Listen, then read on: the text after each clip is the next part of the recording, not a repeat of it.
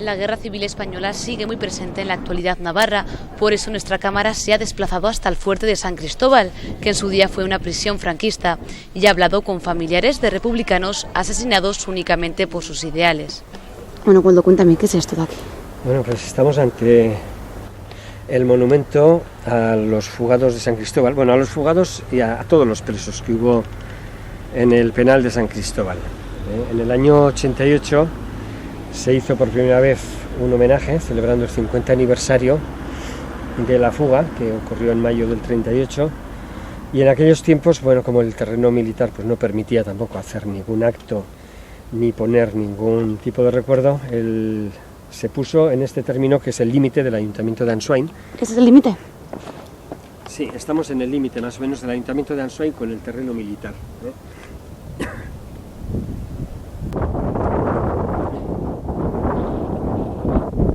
En aquel aniversario se consiguió traer a 20 y tantos presos que habían estado aquí en San Cristóbal.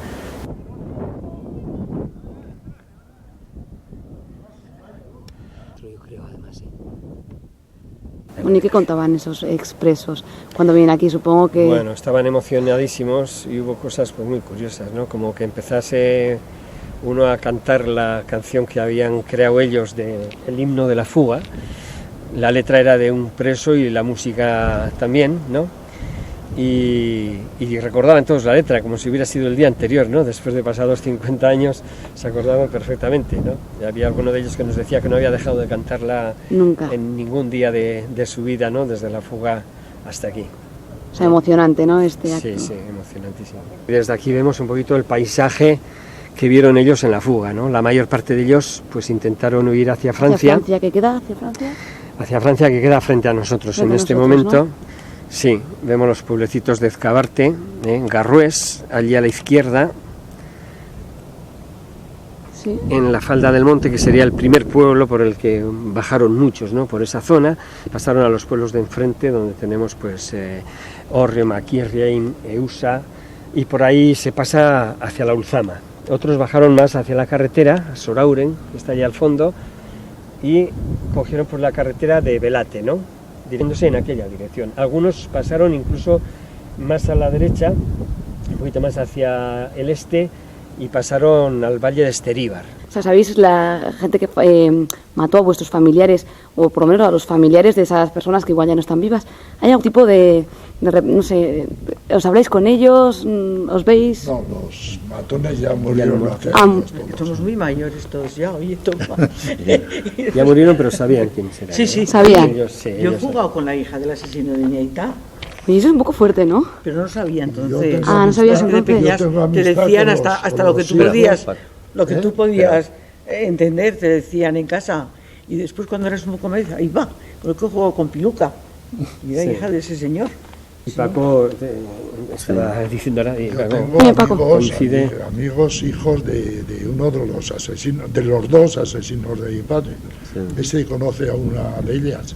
¿Y se sabe separar lo que hicieron los padres de las personas de cómo son esas personas? Con ellos nunca he hablado, además yo con ellos tengo amistad y no tienen la culpa de lo que hicieron sus padres. O sea que se puede separar una cosa, ¿no? Ya me encontré un día en Pamplona, tengo una anécdota curiosa porque me encontré un día en Pamplona con la hija de uno de los asesinos de mi padre, y ella me conoció a mí y me dijo, oye, ¿tú no eres Roberto de Sangüesa? Y le dije, sí, yo soy Roberto de Sangüesa. ¿Quién eres tú?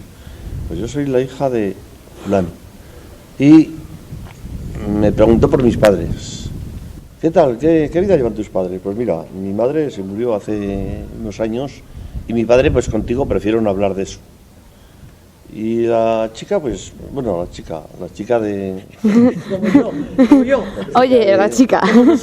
De mi edad. De 50 años o una cosa así. Esto fue cosa esta anécdota fue cosa de hace 10 años, como mucho.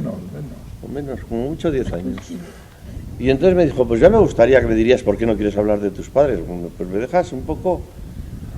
Y entonces yo le dije, pues si te peñas te lo digo, ¿eh? Y me dijo, sí, pues quiero que me lo digas. Pues mira, tu padre asesinó a mi padre. Y yo por dentro, pues me alegré, la verdad, de habérselo dicho, porque no hay derecho a que encima pasen a la historia como si serían Joder, pues Habrá cambiado. Benefactores de la humanidad, ¿no? Habrá cambiado su visión de su padre, ¿no? Pues no lo sé. Se ha silenciado toda la historia, entonces muchas familias de falangistas o de gente que asesinó, claro. Pues no han contado luego nada Claro. ni a los hijos y menos a los nietos. Entonces ahora pues desde la asociación también pues empezamos a hacer hace 2 cursos pues charlas en los institutos cuando estudian en la ESO y en segundo de bachiller estudian la historia de España, pues cuando toca la unidad de la guerra civil, pues bueno, van a dar testimonio a los familiares también. Entonces, claro, pues es cuando se enteran, eso pues trasciende a las familias también. Entonces empiezan a hablar en casa y entonces anda, pues dicen, ay, pues si mi abuelo o si era falangista, Claro. Y resulta que los falangistas son Claro. los que han estado... Sí, porque parece como que está todo muy oculto, ¿no? Parece como que los jóvenes no estamos aprendiendo lo que deberíamos haber aprendido, ¿no? Por supuesto, los libros de historia todavía no dicen la verdad de los hechos. Todavía no se han reconocido la verdad de los hechos, no ha habido un reconocimiento oficial y en los libros de texto pues todavía no aparece. Gente que no quería matar, les decían que eran unos cobardes, porque yo conozco en Estella, porque concretamente mi padre lo mataron en Estella, pues a ese le decían de cobarde. Y luego los otros presumían, por eso no se enteraba la gente, oye, he matado a fulano, y uno corría, el otro no sé qué, bueno, pues todo, y he matado a 2, he matado a fulano. Y claro, ellos mismos se delataban. Contarme un poquito la niñez, cómo se vive de pequeño que maten a tu padre, ¿no? Si se cuenta, si vuestros padres os cuentan un poco lo que pasó, si lo ocultan. No, bueno, en mi casa no lo he contado nunca. Ahora, cuando yo tenía 6 años no me contaban todo claro. Decía que mi padre le había matado a los malos, muy pequeña. Ahora, cuando vas haciendo mayor, pues a medida de cómo entiendes, Claro. te lo explican. Nos hemos pasado muy mal porque éramos hijos de cocón. Hemos tenido un complejo horroroso. Sí, complejo. Yo siempre he creído que mi padre pues, había muerto porque estaba en el bando equivocado. Bueno, pues mi padre le ha tocado se apuntó en el bando equivocado y los otros, como ganaron la guerra, pues lo han matado. Y siempre lo daba pues como una cosa normal, que tenía que pasar así. Hasta que, claro, te vas haciendo mayor y vas diciendo, bueno, pero ¿qué clase de...? Luego, pues vas contra todos, quieres sacar la verdad y te viene a la memoria pues la Iglesia, todo lo que pudo haber hecho y no hizo nada para evitarlo, todo. La Iglesia hizo, pero hizo en contra. ¿La Iglesia hizo en contra? ¿Por qué? Sí, la Iglesia, joder, te voy a decir, el cura de... ¿Cómo se llama este pueblo de la Ribera? Fagara. No, de Peralta. El cura de Peralta es el que hacía las listas de los que había de fusilar al día siguiente. Pero es así en cantidad de pueblos. Sí, muchos. Hombre, Sí. Y Santos muchos. Beneguistain, don Santos Beneguistain, que ahora lo tenga en su gloria, pues ese iba con la pistola al cinto. Y Zurdiaga, ¿no habéis oído hablar de Zurdiaga? El cura de Zurdiaga. Iba de falangista con la pistola al cinto. Y algunos la usaban, no solo llevarla. No, sí. Si solo fuera llevarla. La usaban. Sí. No, fue duro. Se volvieron locos. Yo pienso que se volvió loca la gente. Porque es que no entiendes tanta maldad y en tan poco tiempo. Una fuga un poco desorganizada, ¿no? Sí, desorganizada, bueno, porque no dio tiempo, porque se les había escapado un centinela y ya veían los camiones que comenzaban a subir hacia el fuerte. Y aparte, claro, que las condiciones físicas pues eran terribles, ¿no? Estaban muertos de hambre, no tenían ningún calzado apropiado, salieron, claro, la idea era salir de noche, entonces tener toda la noche por delante hasta que se diesen cuenta de la fuga, pero al fracasar, pues claro, tuvieron que andar muy deprisa y de noche en esas condiciones, sin conocer prácticamente nadie, ni justamente la orientación, y algunos ni eso, porque hubo alguno que se caminó hacia Tella, porque estaban bastante confusos también, ¿no? La caza fue inmediata, fueron tras ellos militares, guardia civil, requetés, falangistas, y en la misma fuga ya matan a 207. A 207. A 207. Y posteriormente a otros 17 los acusarían de ser organizadores de la fuga y a 13 de ellos los fusilan en la ciudadela de Pamplona el 8 de septiembre de ese mismo año del 38.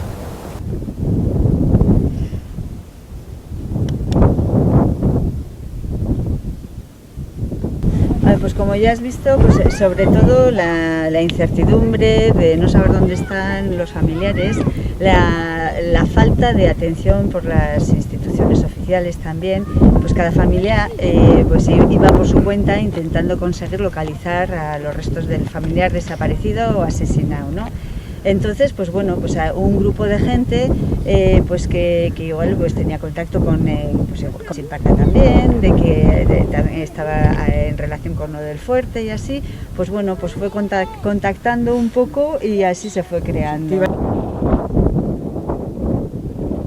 Los objetivos que tiene la asociación es, en primer lugar, el restituir, el recuperar la memoria, la dignidad, incluso la identidad de esas personas.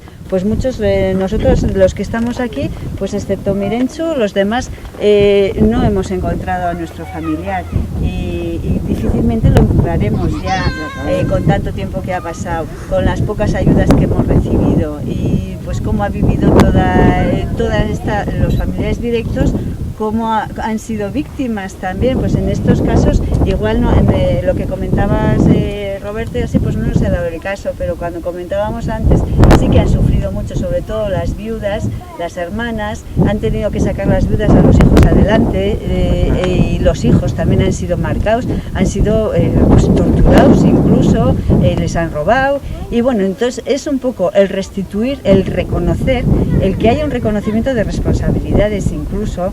Y bueno, pues sí, pero ese es uno de los objetivos de nuestra asociación, es ese. Todavía no lo hemos conseguido y está difícil, pero nosotros seguimos trabajando por ello. Y bueno, pues a estos niveles pues también estamos ahora con la ley que bueno, pues que parece que otra vez se va a aprobar o se está moviendo ahora, pues también eso nos parece muy insuficiente porque no hay... ¿Qué ley? No hay, lo que es la ley de la memoria histórica del Partido Socialista. Del Gobierno Central. ¿Os parece que no...?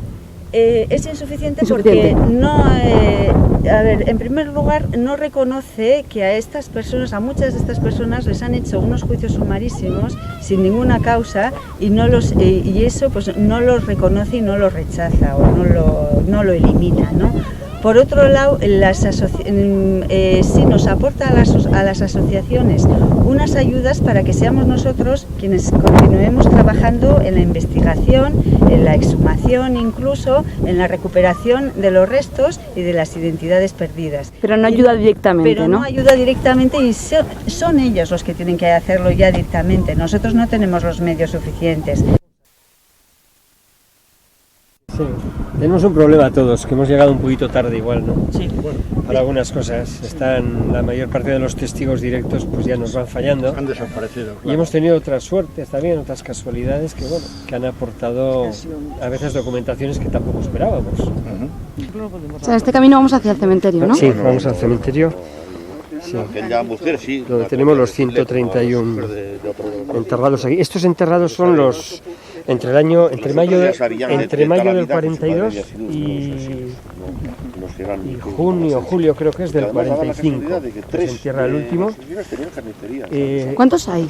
Hay 131 en el cementerio y el cementerio se hace porque estaban enterrando a la gente que moría en el fuerte en los cementerios de la aldea de Answain, que son todos cementerios muy pequeñitos, ¿no? El de Vallariain o el Carte o Loza, son cementerios pequeñitos y empezaron a quejarse los pueblos de que les estaban llenando los cementerios con los presos del fuerte, ¿no? Entonces los militares piden permiso para hacer un propio cementerio aquí arriba. Y es este cementerio que en principio lo tenían previsto para poder enterrar hasta 400 presos.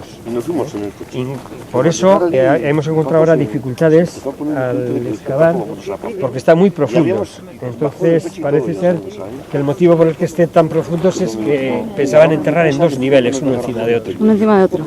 Por eso están a más de 1 metro de profundidad y hemos tenido problemas pues, para detectar las fosas también con el georradar por el tipo de tierra que es arcillosa muy espesa y por la profundidad tan grande.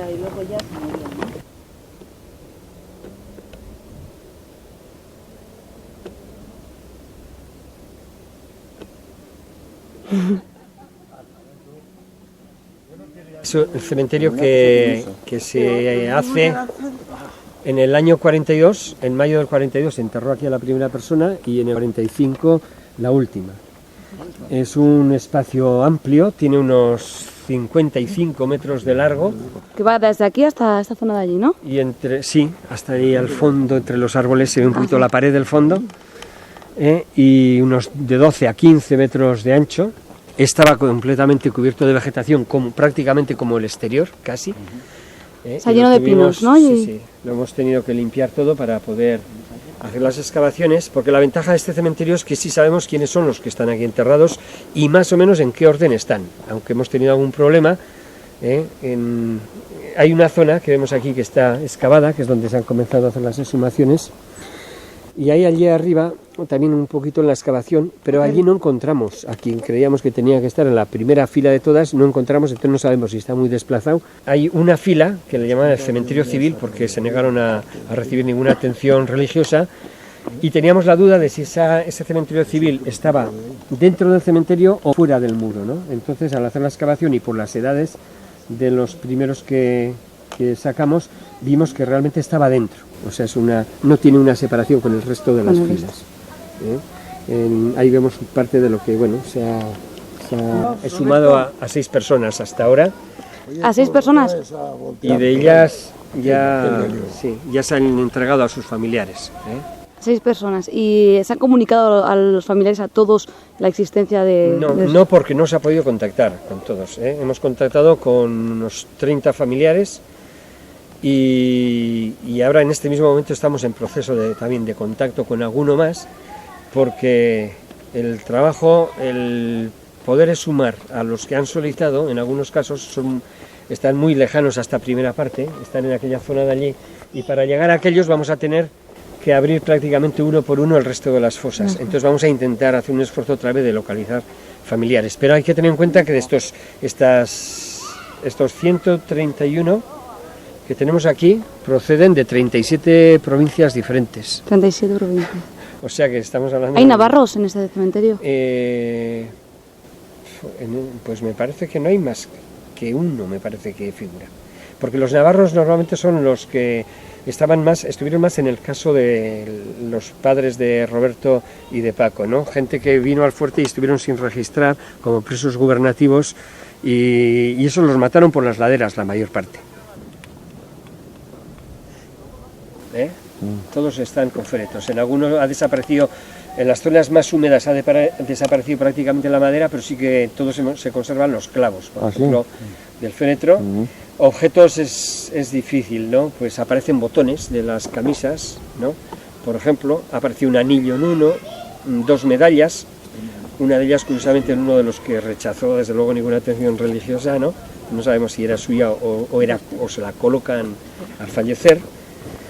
Y sí, y en las zonas más secas, en algunas los restos de la madera incluso se ven muy bien, trozos de madera se conservan enteros. Que eran gente que murieron entre el 42 y el 45, o sea, bastante después del final de la guerra. Claro, estos son ya los que hay que tener en cuenta en cárcel. Esto ya está, igual probablemente algunos estaba funcionando en otras como hospital penitenciario y algunos traían enfermos. Hay algún caso muy curioso aquí también. Hay alguno que incluso había participado en la fuga del 38, pero había salido ya de San Cristóbal con prisión atenuada, o sea, a sus casas, y le vuelven a llamar más adelante, le vuelven a reclamar a acabar de cumplir condena, ¿no? Y en los pocos meses que está aquí acabando de cumplir condena, fallece, contagiado con el resto de los enfermos que había, la mayor parte son de tuberculosis, y fallece aquí. Malas condiciones higiénicas, ¿no? Las del fuerte de... Lógico que sea por enfermedades así. Hombre, y tan juntos que estaban, porque estaban apiñados, ¿no? Estaban hafinados. Tosía uno y claro... Pues con una cantidad de humedad, con humedad y agua. Sin comer. Los que estaban en el sitio más... La primera brigada. La primera brigada, que es la que utilizaron después de la fuga como celda de castigo para un montón de gente, es una brigada prácticamente subterránea, casi sin luz, y además tiene en paralelo un montón de aljibes de agua que rezuma, ¿no? Toda la humedad por las paredes de lo que era la prisión donde dormían ellos, y alguno de los presos comentaba que llegaban a dormir prácticamente sobre agua, porque no tenían nada más camas, ni colchones, simplemente ponían algunas mantas para abajo, otra para arriba. Meses seguidos con el agua hasta los tobillos, estaban cada día y noche allí. entonces Hay claro, veces enfermedades tenían que morir. ¿De qué manera? Y además están juntos todos, mala alimentación, mal todo, pues se enfermaban. Mala alimentación. En Nada. un bote eran 3 garbanzos cuando había 3, ¿no? Y lo demás agua. Agua. Sí, Más agua. Caliente y sin más. sí, esa era la ración del día. Además, ¿cuántos metros de profundidad tienen esos sótanos? El sótano, pues a nivel del techo y de forma inclinada hacia arriba, sale la ventana que en el patio está a ras de suelo, a esta altura del suelo. O sea, casi por encima por debajo, el techo está casi por debajo del nivel del suelo exterior.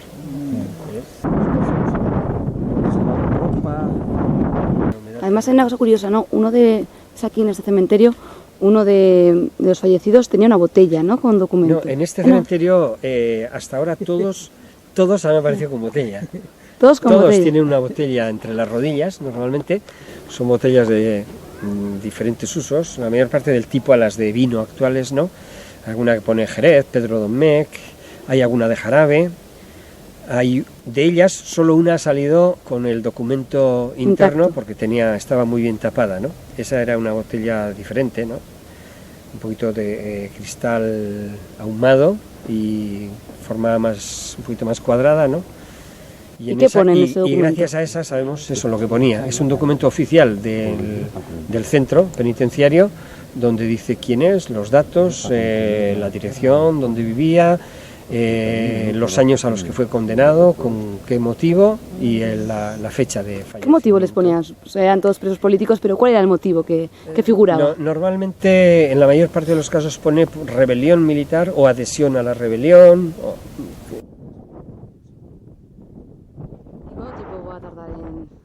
En el caso de mi abuelo en concreto, pues él era el alguacil de Villaba, siendo pues todo el ayuntamiento pues muy de derechas. Y él, que yo sepa, no estaba tampoco afiliado a ningún partido, pero no sé, pues frecuentaba la UGT y sin embargo pues le tendieron una trampa simplemente pues por ser de izquierdas. Yo mi despedida es una petición por si queda alguno de los no sé cómo llamarles, más que asesinos del 36. Si queda alguno vivo, que por favor que descargue la conciencia y que nos diga dónde nos enterraban, más o menos en qué parte del monte enterraban a la gente. A lo mejor tienen, estoy seguro que tienen información terrible y se pueden liberar un poco de los remordimientos. Por favor que nos lo digan a la conciencia. Pues a ver si lo escuchan desde aquí. Venga. Pues muchas gracias. A ti. Adiós. Adiós.